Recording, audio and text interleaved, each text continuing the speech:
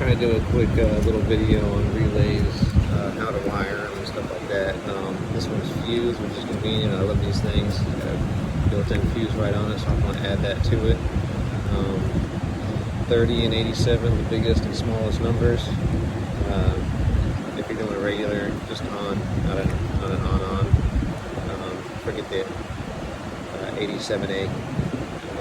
But 87 and 30 can be across from each other. This will be the ones that are different directions, so perpendicular to each other, will be on opposite ends. One always goes to the battery.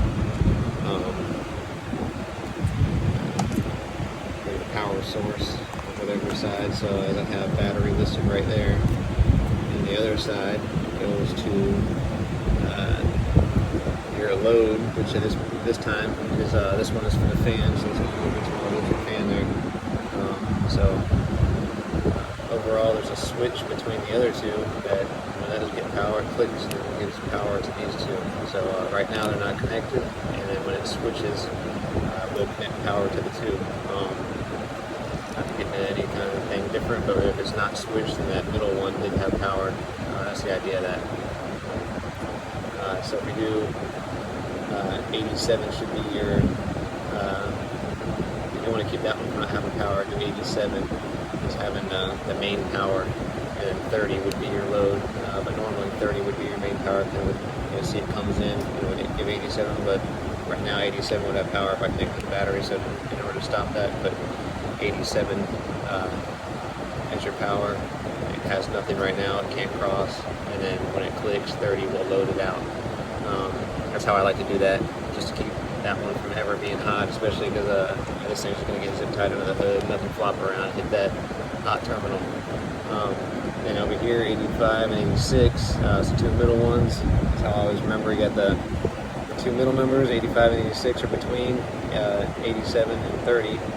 These are your switch ones. They're so close. One's going to give you, one should be a hot wire, and one should be a negative wire, and one of them should be switched. Doesn't matter which one. This one right now, as you can see, just these two. It's going to be a negative trigger because I have power coming in, and I'm giving the other side power, so it's always ready to be switched. Ollie Terminator gives a negative ground signal.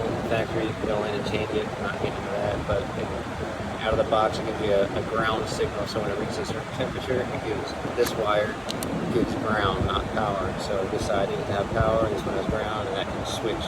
And that will have, when that switches, as you can see, boom, it'll pull that tab from 87A to 87.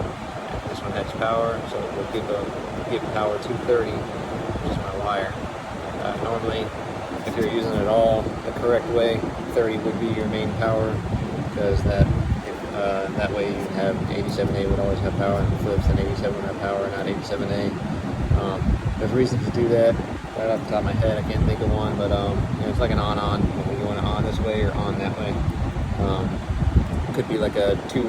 If I had to guess right now, or make a guess why you would do that is if you have two fuel tanks, and you have to switch up. Do this one. I guess the switch basically off for these two. So switch off in resting position. Tank one would have power. You switch it, it would energize your switching side over here, and boom, and switch to tank two. So that's what that would normally do. That's why there's 4 and 5 wires. This one's 5, but using it as a 4, I would use 87 as your main power, which is what I commonly do anyway. I almost never do that, but that's just a quick tip in wiring. It makes it convenient having a ground trigger. You just jump your hot to right there instead of having to worry about fucking finding or running ignition to that and switch and everything. I guess it is what it is. This one, then your ground, it's always just go to ground, but I do kind of like it this way, and that's your general idea on how this relay works, how to wire them up, what's going on, how to read that. Again, go over your big and little number is going to be your load. So imagine your hot and your low, that's your high and lows. And then your middle two that you're switching. Very low power. All it needs to do is hit a trigger, basically, just very minor power. That's why the small wires. That's why you run a relay, because you can run a small wire trigger. to a heavier wire for the load, because the fan will suck up quite a bit of wire and it'll burn up this little itty bitty, if I had to guess, 18 gauge wire that comes with the factory harness. So there's that. Find these fused relays are very convenient as well. I used to run these all up under the dash of the Mustang before I did it last time. Very, very nice to have. Relay fuse all in one. I just still run one on the bed of the truck for the train horns. And that's that.